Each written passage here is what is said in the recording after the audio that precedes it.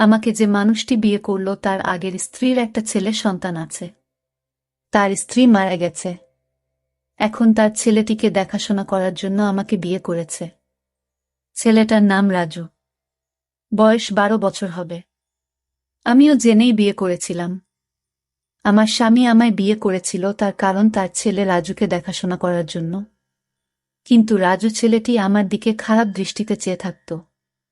আমি বুঝতে পারতাম সে আমার কাছে কি চায়। একদিন স্বামী একটা কাজের শহরে চলে গেলেন, আর এর মধ্যে বাড়িতে কেউ ছিল না। রাতে রাজু বলল, মা, আমি আমার রুমে একা ঘুমাতে পারব না। অথচ তার বাবা বাড়িতে থাকতে সে তার নিজের রুমে ঘুমাত। আমার রুমে ঘুমানোর জন্য আমার প্রতি রাতে বলত। আমার আসল মা বেঁচে থাকলে আমাকে না করতে পারত না। তুমি মুখে মুখে না করে দিলে এসব বলে কান্না করতে লাগল। আমি বলেছিলাম, এখন তুমি বড় হয়েছ, তোমার আলাদা রুমে ঘুমাতে যাওয়া উচিত।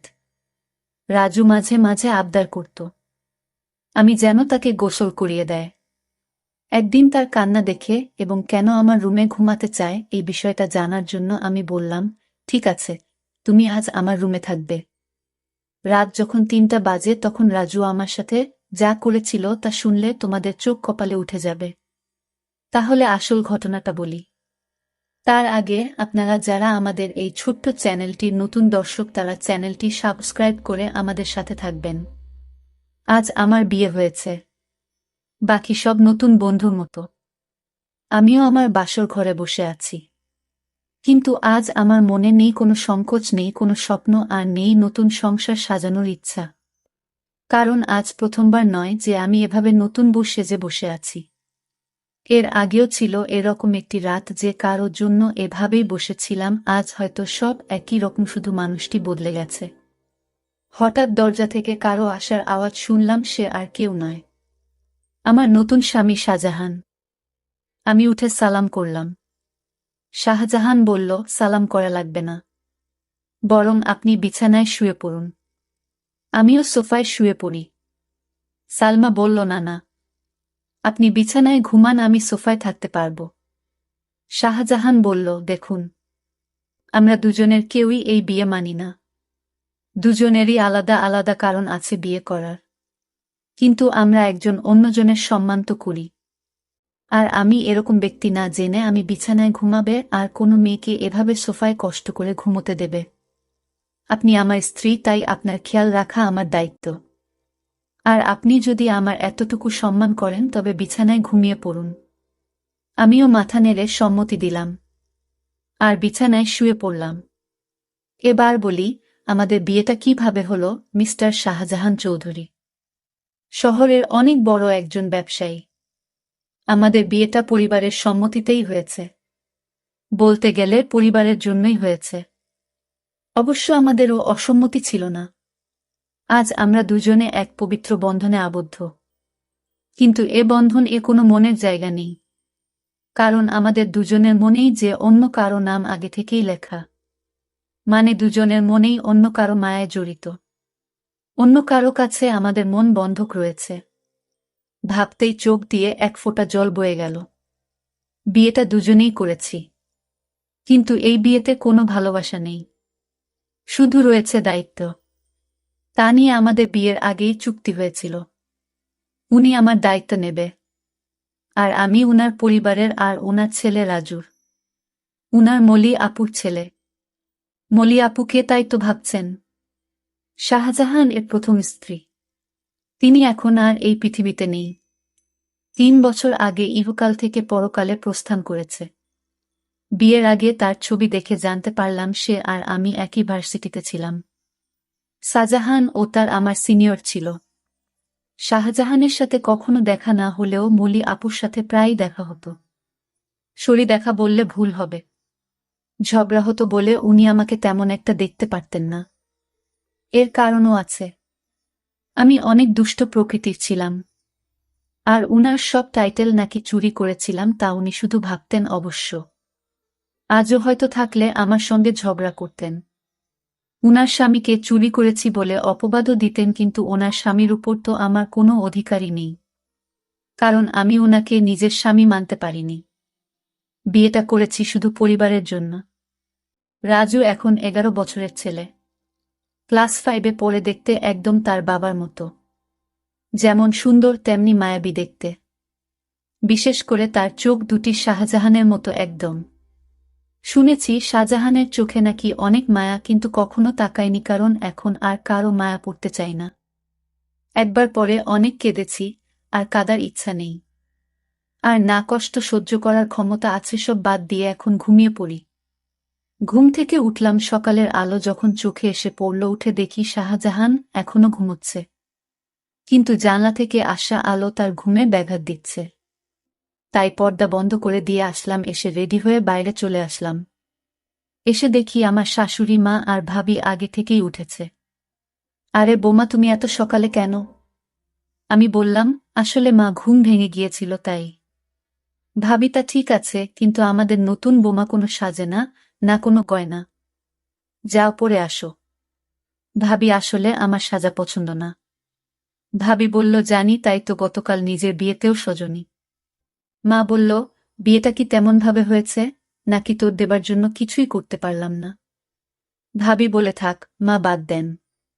মা, আমাদের নতুন বউ তো এমনিতেই চাঁদের টুকরা, ওর সাজা গোজা লাগবে না। ভাবি, আমি বুঝি সুন্দর না, মুখ গোমরা করে মা বলল, তুইও খুবই সুন্দর, কিন্তু মা জানো, আমি ছেলে হলে ঠিকই প্রেমে পড়তাম। আমার যা তা এত সুন্দর, সবাই হাসাহাসি করত। সালমা বলল, মা, আমি আপনাদের জন্য চা বানিয়ে আনি। মা বলল, আরে না, তুই বস, আমরা সব করব। সালমা বলল, মা, আমার ভালো লাগে না এমনি বসে থাকলে। মা, কিন্তু সালমা প্লিজ মা। ভাবে বলল, আচ্ছা তাহলে আমি সাহায্য করি, আর সাথে অনেক গল্প করব, কেমন? সালমা আচ্ছা। সালমা চা বানালো, আর রানু ও ভাবির সাথে গল্প করল। আসলে গল্প করছিল না, শুধু শুনছিল। চা বানানো শেষে নিয়ে আসে। এসে দেখে মা, বাবা আর শাহজাহানের ভাইয়া বসে আছে। বসে বসে গল্প করছে, সবাইকে চা দিল। বাবা বলল, অনেক মজা হয়েছে, তোমার চায়ের থেকেও মজা হয়েছে। শাহজাহান, হ্যাঁ, অনেক অনেক ভালো হয়েছে। রানুকে একটু চা বানানো শিখিয়ে দিয়ে। রানু, কি এত বড় কথা, কাল থেকে 7 দিন তোমার চা বন্ধ? বাবা বলল, না না, আমি তো দুষ্টুমি করে বলেছি। তুমি তো জানো আমি চা ছাড়া থাকতে পারি না। এভাবে সবাই চা খেয়ে নিলাম। তারপর আমি আমার স্বামী রুমে গেলাম, গিয়ে দেখি অবাক কাণ্ড। শাহজাহানের ছেলে, অর্থাৎ আমার স্বামীর ছেলে তো আমারই ছেলে, সে তো বড় দুষ্টু হয়ে গেছে অল্প বয়সে। মনে হয় পেকে গেছে।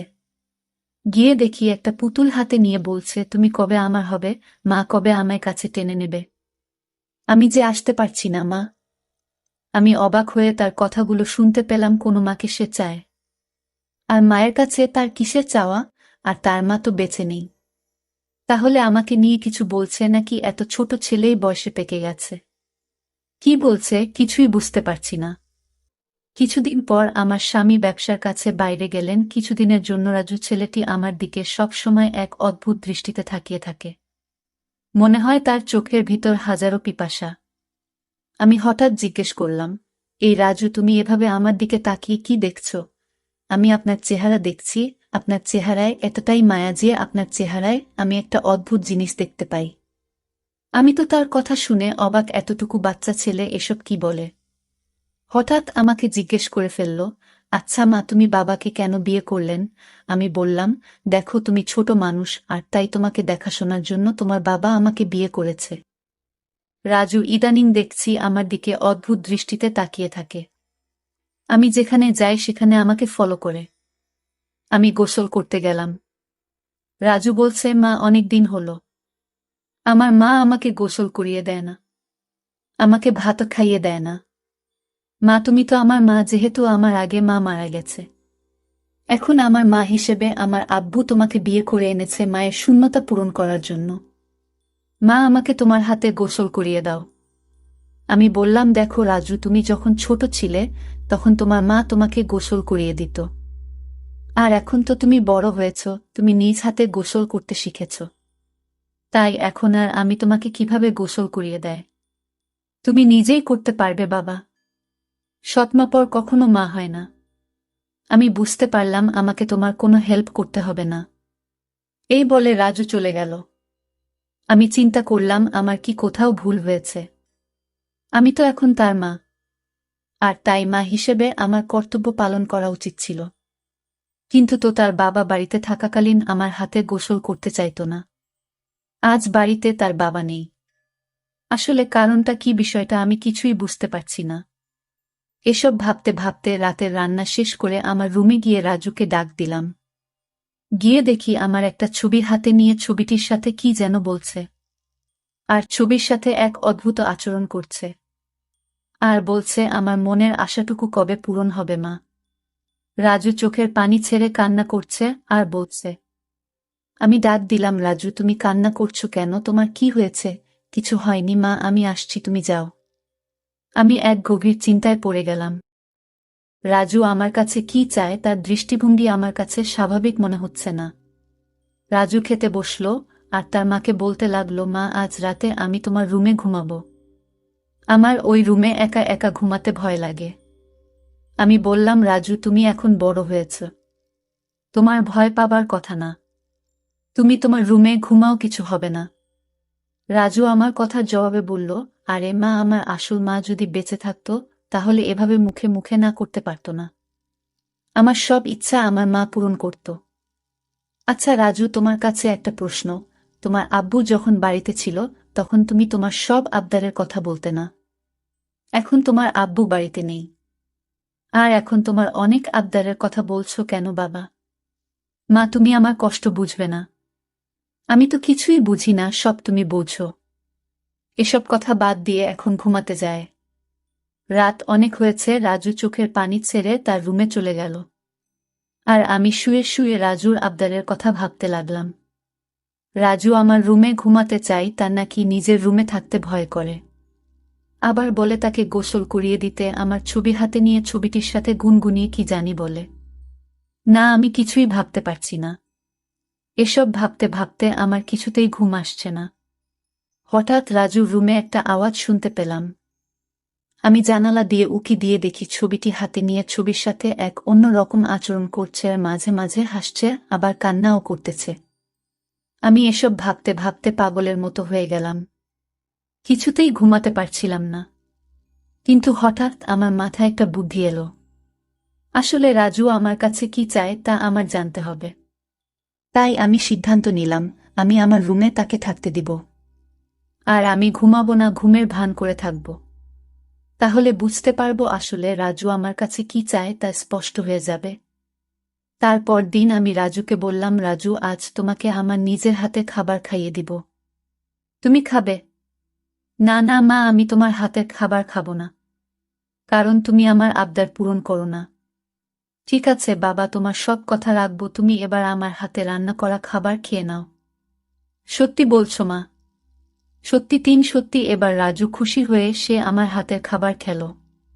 ঠিক আছে বাবা, তাহলে তোমার আজকে তোমার রুমে থাকতে হবে না, তুমি আমার রুমে ঘুমাবে। কারণ আমি এখন বুঝতে পারছি বড় রুমে থাকতে তোমার ভয় লাগে, তাই না?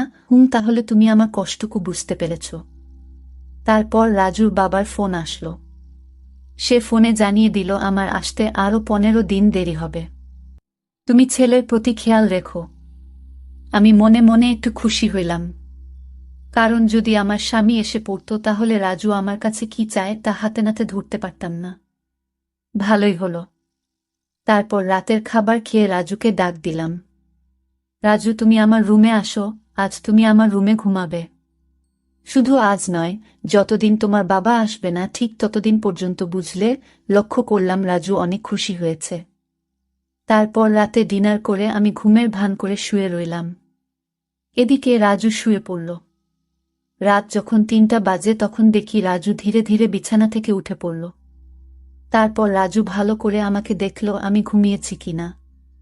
তারপর ধীরে ধীরে আমার কাপড়ের আঁচলটা বের করল, কারণ কাপড়ের আঁচলে আমার ঘরের আলমারির চাবি ছিল।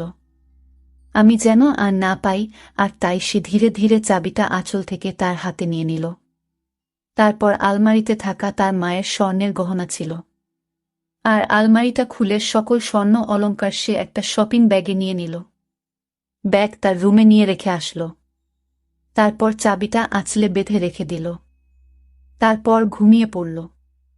আমি ঘুম থেকে জেগে উঠি।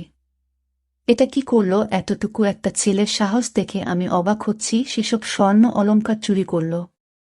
আর এই বয়সে তার এত স্বর্ণ বা টাকা দরকার কেন? আমি তাকে কিছুই বলিনি। সকালে উঠে রাজু বলল, মা, তাড়াতাড়ি খাবার দাও, আজ একটু জলদি স্কুলে যেতে হবে। ঠিক আছে, আমি নাস্তা দিচ্ছি, খেয়ে স্কুলে যাও। সে তাড়াহুড়া করে খাবার খেয়ে ব্যাগটি নিয়ে ঘর থেকে বের হতেই আমিও তার পিছু নিলাম। তারপর দেখলাম একটা স্বর্ণের দোকানে গিয়ে স্বর্ণগুলো বিক্রি করে দিল। তারপর এই টাকাগুলো নিয়ে কবরের চারপাশে বেড়া দেওয়ার জন্য কিছু সরঞ্জাম কিনল। আর সেই সরঞ্জাম নিয়ে গেল তার আসল মায়ের কবরের পাশে। আর মায়ের কবরের চারপাশে বেড়া দিয়ে খবরটাকে সুন্দর করে তুলল, যেন গরু ছাগল যেতে না পারে। আমি রাজুর এই দৃশ্য দেখে অবাক হয়ে গেলাম। এতটুকু একটা ছেলে, মায়ের প্রতি ভালোবাসা, কিন্তু চুরি করে কেন করল? পরে আমি রাজুকে বললাম, বাবা, আমি তোমার সব কার্যকলাপ দেখেছি। তুমি চুরি করলে কেন মা? তুমি জানো এখন আমার মায়ের টাকা দিয়ে কিনা আমার বাবা আমার মাকে অনেক কষ্ট দিয়েছে। আর তাই আমি আমার মায়ের সম্পদ বিক্রি করে মাকে দিয়ে আসলাম। ভালো করেনি মা। বাহ রাজু, তোমার মতো সন্তান যদি প্রতিটি ঘরে ঘরে থাকত, তাহলে পৃথিবীটা অনেক সুন্দর হয়ে যেত। মায়ের প্রতি এমন ভালোবাসা দেখে আমি মুগ্ধ হলাম। সকল দর্শকদের উদ্দেশ্য করে বলতে চাই, যাদের মা বেঁচে আছে তারা খেয়াল রেখো, তাহলে দুনিয়া আখেরাতে শান্তি পাবে, সকল কাজে সফল হবে। আর হ্যাঁ, মা ছাড়া এই দুনিয়াতে আপন কেউ নেই। যার মা নেই তার এই দুনিয়াতে কেউ নেই। বন্ধুরা, আজকের গল্পটা কেমন লাগলো তা কমেন্ট করে জানাবেন।